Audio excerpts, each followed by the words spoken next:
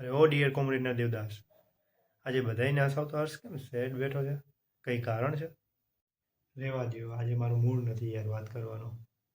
અરે વાહ, તારો મૂડ હોય તો જ તારે જવાબ દેવાનો, તો જ તારે વાત કરવાની. અમારો મૂડ ના હોય તો પણ અમારે તારા પ્રશ્નોના તો જવાબ આપવાના જ. વાહ. ભાઈ તમે હું સેડ છું એ તમને કેમ ખબર પડી? સિમ્પલ છે. દુનિયાના તમામ નિરાશ માણસોની આખરી નજર આકાશમાં જ સ્થિર થાય છે.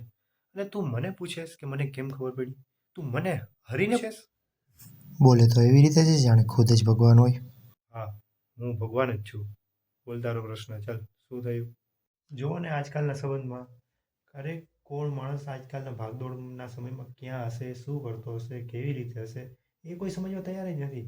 કાલનો જ કિસ્સો કહું, મેં મારા એક અંગત સગાને ફોન કર્યો તો મને હજી ફોન કરતા હવે તું ફોન નથી કરતો, હવે તું યાદ નથી કરતો, આમ ન હોય તેમ. અરે પણ માણસ હું ખુદ યાદ કરું છું અને ફરિયાદો એ કરે છે. એને તો મને ફોન એ નથી કર્યો. કોઈ 2 મિનિટ તમને કાઢીને યાદ કરે છે અને તમે પાછા એને જ ફરિયાદ કરો છો. છોડને હર્ષ, મનુષ્ય સ્વભાવ જ એવો છે. મેં તને પહેલાં પણ સમજાવ્યું હતું. કાં તો ખુદે બદલી જવું અથવા બીજાને બદલવાની કોશિશ નહીં કરવાની. હા, મેં નક્કી કરી લીધું છે.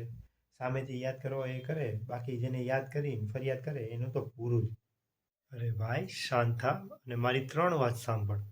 જો પહેલું, જો તારી લાગણી કે તારી ભાવના સામેવાળા વ્યક્તિ માટે સાચી હોય, શું કે તમારી ઇંગ્લિશ ભાષામાં ઇન્ટેન્શન, જો તારો ઇન્ટેન્શન સાચો હોય ને તો સામેવાળો શું વિચારે છે ને એ છોડી દે. બીજું, તું તારી ફરજ પૂરી કરતો જા, પછી ભગવાન જાણે એટલે કે હું અને સામેવાળો વ્યક્તિ જોઈ લેશી. રેડી? અને ત્રીજી વાત, જો હર્ષ, બધાને ખુશ કરવા એ સારી વાત છે. બધાને સાથે ખુશ કરવાની મતલબ પ્રયત્ન કરવો એ પણ સાચી વાત છે. પણ અંતે ખુદને ખુશ રહેવું કે ખુદને ખુશ કરવા એ પણ એટલું જ જરૂરી છે કે આપણે બીજાને સમય આપીને ખુશ કરીએ છીએ. આઈ હોપ તું મારી વાત સમજી ગયો હોઈશ. હા, સમજાઈ ગયું થોડુંક થોડુંક. ચાલ છોડ હવે એ બધું. ચાલ મારી ભેગો આજ તને લાઈવ નાચ ગાન દેખાડું. સમજી ગયો મારી વાત? ક્યાં લાઈવ નાચ ગાન?